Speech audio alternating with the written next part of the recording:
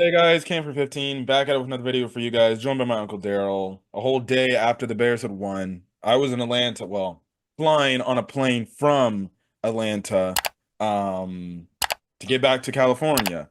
So we're here and everything. Bears got the W against the Carolina Panthers, as expected. Thank goodness they won. They blew them out. After that first Chuba Hubbard touchdown, I was about to be like, oh, brother, here we go. They're going to play down to their stupid competition. They're going to let these guys stay in the game, and then it's going to be a close game at the end of the day. And we're going to be over here probably talking about what the heck the Bears doing. But after the Chuba Hubbard scores the touchdown, um, Bears just turn it on from that point on, and they basically ramrot the Panthers. Caleb Williams Yeah, played good, probably his best game as an NFL quarterback. He finally hit the deep shots. I'll take it. As long as he continues to do that efficiently, I'm fine. I had no issues with him. He was escaping the pocket, when there was a lot of pressure. He ran a lot more in this game, but not as much. But regardless, he still picked them apart. And DJ Moore, well, he continues. It's funny. Every time I go on Twitter, I see these Panther fans just talk about, oh, DJ Moore didn't mean nothing to us. He just another wide receiver. And then he over here dropping 100 receiving yards on y'all and 2 TDs. He played better this year than he did last year. Last year, I felt like they tried to force it to him a lot, tried to show up the Panthers. This year, they kind of just let things go naturally, but at the same time, did force it to him. He did his thing. DeAndre Swift and the running game continued on their thing. Um, Caleb Williams did his thing. Roma Dunze got targeted a bit more. Cole Kmet was fine. Keenan Allen was good. Offensive line was good. Surprisingly, and I think you're gonna like this. So after Tevin Jenkins left out for his injury, which I don't know if that's gonna be good for him in his terms of his contract. It just makes it even more known that he's probably just gonna be let to go walk and be like, go somewhere else. You're too injury prone for us. But they replace Tevin Jenkins with Bill Murray. They moved Matt Pryor over to right guard, and they put mm-hmm, Bill Murray at left guard. mm-hmm. They didn't even put in Nate Davis, so it. I guess that just must mean they done on with Nate Davis. So it's confirmed Nate Davis is effectively benched. He probably the fifth stringer now on a fully healthy Bears offensive line. They probably put in Kieran Amagaji, even though he a rookie, before they put in Nate Davis. And Probably. I'm all for it. It's about time they finally actually be like, all right, we're done with this guy. This guy ain't proving us nothing. He only cares about making his money, and whatever headspace he in, it is. We said, okay, last year he had the excuse with his mother passing away tragically. But this year, it's time to put up or shut up. Make the money that you got paid. And I don't Mm-hmm. know if he got paid the money, he just didn't give a crap anymore. I don't know if the fact that his mother passed away, it had an effect on him, but who knows? But as long as I don't have to see Nate Davis play, because when Tevin Jenkins went down, I'm like, God, we got to see Nate Davis in the game again. But then when he wasn't in the game, and I'm hearing from Bear fans, because at first I thought Nate Davis was already in the game, but then Bear fans like, oh yeah, Bill Murray's been in the game. I'm like, oh, wow. Eberflus actually doing the hits philosophy for once, holding a player accountable. And then my last thing, actually, before I get to the defense. Velus Jones still inactive. What are we doing here? Why? Just cut him, please. Be done with him. Trade him. I seriously want to know if Ryan Poles has an interview question with the actual media. I genuinely want him to know, or genuinely want them to ask him, what was the trade compensation that a team was offering for Velus Jones Jr.? Because why are the Oh, you know police? you'll never hear that. I know, but still, at the end You of the day, I'd you'll rather never hear hear. that because if this guy's gonna be inactive for this amount of time, this is like 4 straight weeks now he's been inactive since he fumbled in week 1. Well, you'll never hear that. So I'm not gonna hold my breath or for that type of explanation. I'm just glad to know that Nate Davis isn't playing. And granted, I'm not as a big a hater of Velus Jones as you are. You can't I stand hate him. I don't think you he should be on the team. Yeah, you don't like him at all. But we'll see. The Caleb played well. And what most impressed me about Caleb was the escapability without turning the ball over. Yeah. Usually when you see a rookie and he actually, you know, makes one play and he starts looking downfield, typically he makes a bad decision, based on his experience level. Caleb didn't do that this week. He didn't do it last week either. So um, I like the progression where it's going. I think he hears the rumblings of Jaden Daniels and how Jaden Daniels is playing and comparing Jaden Daniels' pick position to his pick position and that kind of stuff. I think he hear those rumblings and he's acting accordingly. He's not talking shit, excuse my French. He's just playing football. Um, the offensive line, I thought, did another wonderful job. But the DTs early in the game were getting blown off the ball. As a Thus, defense for us. yeah, our DTs was getting blown off the ball early on. It looked like they were doing certain stunts, crossing stunts that might have caught them off guard, which Chuba Hubbard got cleared for that touchdown. And I think they adjusted after that. And after they adjusted, then that pretty much was a non-factor.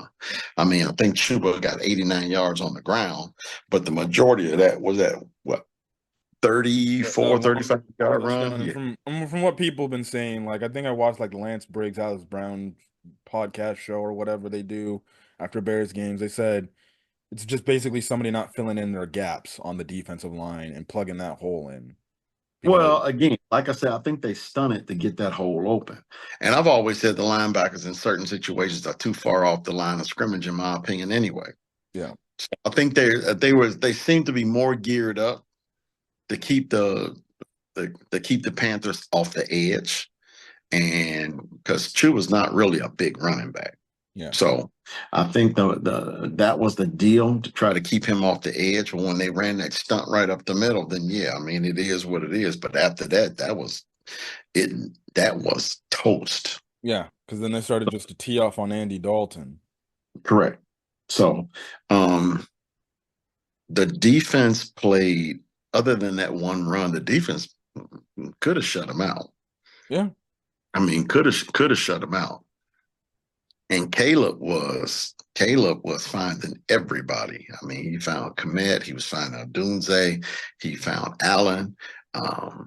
He caught Swift on a nice yep. screen. And that could have been a touchdown too. Been a touchdown too. It wasn't the perfect game, but emotions ran high. We did get a lot of stupid penalties. I think we Penalties, yep, that I needs to be think cleaned up. I think we had two penalties that called back touchdowns. I know one for sure. It was Whereas the Caleb clipping that called back, clipping on Doug Kramer that called back Caleb. flipping on Kramer. There was also illegal shift Yep. that called. I think that shift might have been on Murray, because he got called in as well. No, no, no. No, It that was was on it was Komet on and Komet. Adunze It for was both on moving at the Komet. same It was time. Komet and Adunze. As a matter of fact, I think Komet knew he was wrong because I mean he was all out of position even after the snap. Yeah, because it messed up the play action handoff right there. That's correct. So, um, but those little things right there, in time they'll work on. You know, biggest concern for me with the defense is again, which they didn't really do this game. They played a lot of man defense Yeah. this week. They really didn't zone up a lot, but at the same time, I mean, they really didn't have to zone a lot. The Carolina receivers was getting nowhere, and Briscoe was just putting a helmet on anything that held the freaking football. Yeah, Tremble, he got a Man, he hit concuss. He hit Trimble so hard, I think he knocked him out for a few seconds. Oh yeah, he was on the turf, knocked out. Oh yeah. Actually, he was on top of one of our guys. I'm sorry, that's not funny. Anybody getting hurt is not a funny Yeah, thing. It's not hilarious. yeah, But I mean, it just goes to show you that the defense is good. yep. You know, is our defense up there with the likes of Minnesota? No, Mm, if we play a little bit more man, maybe. If we Now we did blitz a little bit more too. I know there was a lot of 5-6 man blitzes, and there was a lot of times in which the defense showed blitz and then jumped back in the coverage. So it looked like I don't know whether it's Washington or Eberflus that are putting in them little wrinkles. I'm not necessarily sure. We still feel and believe that Eberflus is calling the defense. So, but I'm more than certain that Washington has got his say as far as how they react to certain situations. So, um, but I'm glad that we didn't play down to the level of our competition. yep. It was good to see Bryce Young get up and then get some snaps. And he almost But threw a pick. Jonathan yeah, Owens needs to catch that. that's true. That's true. It was a tip ball, and Owens, I guess he just lost it, but No, because they weren't facing the sun. it hit him dead in the face. Yeah, he just dropped. It was just a drop. Yeah, it just hit him dead in the face. So, and I was kind of hoping he would catch that ball because I really needed the Bear defense to actually get me a touchdown because nobody else in my lineup was actually getting touchdowns. Thank Um, goodness I saw on my fantasies, for some odd reason, my fantasy league, the Minnesota Vikings defense was like on the waiver wire. I just picked that thing up. really? Yeah, well, it's like a small league. It's got like 6 or 7 people in it. Oh, okay. All right, gotcha. So I picked that thing up. They got me a nice 18 points because they're beating up on old Aaron Rodgers. Yeah. But Aaron almost came back and won that game, Jack. I mean, the Jets defense, they were teeing off on Sam Darnold. That's so far. I know this isn't. I know this is not like a regular national thing, but I'll even say this on our regular prediction show. But that's 2 weeks that the Minnesota Vikings have had a lead in the first half, and instead of just putting the opposing team away in the second half, they just let them hang around and they This try to was make them different, come though. back. This was different. The Jets went into the halftime with the momentum. So Hmm. whatever the Jets did adjust to how they were playing, because Jefferson was not getting open. And when they really got the momentum going was when Sauce Gardner went out with, he went out with an injury. What it was, I have no idea. But they were D'ing Justin Jefferson up. Addison got hit a couple of times, and the Jets they became very physical. Um, Aaron Jones went out with a hip Yep, injury. that changed. I think that was the issue more so They than couldn't run the anything. ball at all in that second They half. couldn't run the ball. Ty Chandler couldn't get anything off tackle, inside zone. He couldn't get anything, which allowed that front four to get after Sam Darnold, which they did. So, and I think you might see some good game film moving forward on what to do with Jefferson. Yeah. Oh, but the Bears, all in all, DJ Moore played a fantastic game. Yep. Him and Caleb Williams looked like they were in sync. Yep. So, but again, the kid is a rookie. Yeah. Let's not crown him yet. He is still just a rookie with this head coach. Yeah. I just want him So, to just continue to grow, get better. That's yep. all that's for. Fine. That's all you can. That's all you can do. I did see something really interesting on NFL Game Day. They were talking about the New York Jets because Mhm. the big thing is about them being in England, things of that nature, and where Robert Salah he decided to go into the quarterback meetings. I was just like, okay, where they actually admitted that his knowledge of offense is limited due to the fact that he's a defense guy. Yeah. And I noticed a lot of times that when Eberflus on, on the TV show, the training camp TV show Hard Knocks, that he never really talked. He showed him some plays, Yeah. but he never really asked him, you know, what he would do in that situation Yeah. or how he would react. He was like, "Well, tell me, what do you see?" It's like he was trying to pick Caleb's brain for knowledge, not for Caleb's sake, but for his. And those conversations felt really weird to me, that he would ask Caleb, "Hey, what do you see? Ask him where his mind is at and how does he feel?" And okay, but not really getting down to the bare bones of what he's watching on the video. Mm. You know, what type of defense is this? Is the cover three? Is it the cover two? Is it cover four? Cover six? Is it man? What is it? That kind of stuff. So I'm I'm still in favor of the Bears getting a coach that can. Even in a successful season, I don't give a crap. I'd still fire Eberflus, just strictly looking at. I agree. I'm still there too because he doesn't seem like he's in tune with offensive football. I'm just on the aspect. He's just the Waldron fourth is best. getting better though.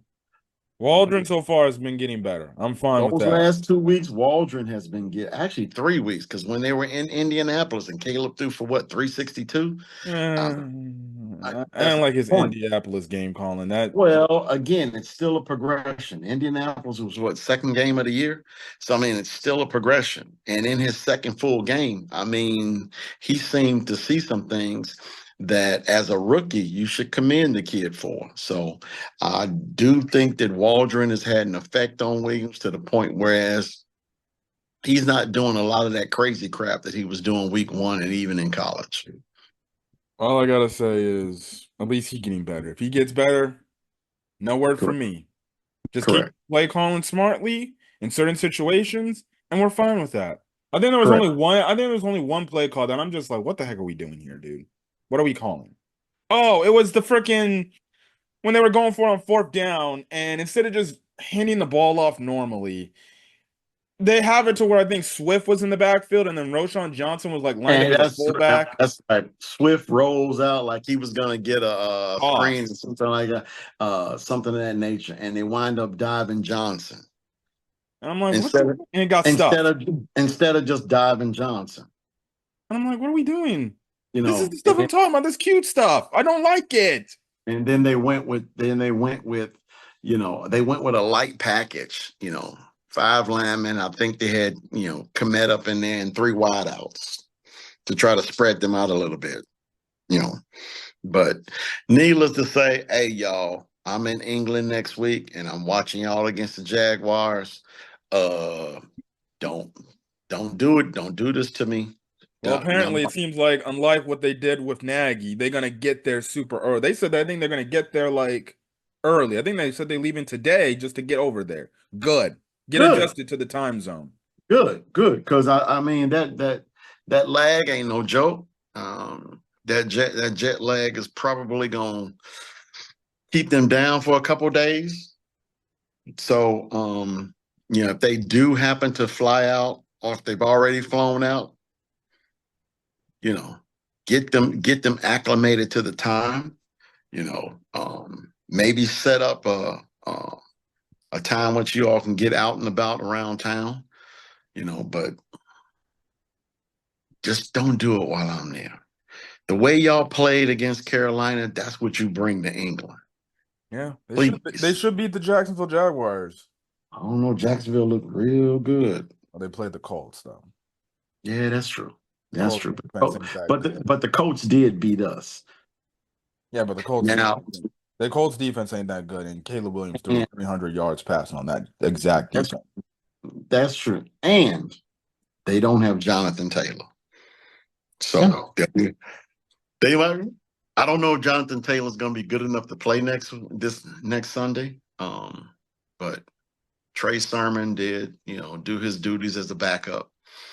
But man, just come on, y'all. Just not England. don't Yeah, don't bring that. even though technically the Jaguars playing England a lot, I would envision there's be a lot of Bears fans. Actually, I think the opposite here. It's a lot of Jaguar fans Really? because they come every year. So they've kind of built up a following. So yeah. Yeah. If you go back and look at past London games, yeah, Jacksonville is the one that has that following. So, but I can care less about all of that. All I know is that, there'll at least be one Bear fan in the stands, me, and they please come with it. Yeah, Please. they should be able to run the ball because Jacksonville defense ain't that good. Nope. Nope. And it's simple. Uh, You gotta just key in on Brian Thomas Jr. and make sure Gabe Davis ain't doing too much, and even Christian Kirk a bit, and you should win the game. But should, should, but just like, they got two really good wideouts, yeah, you know.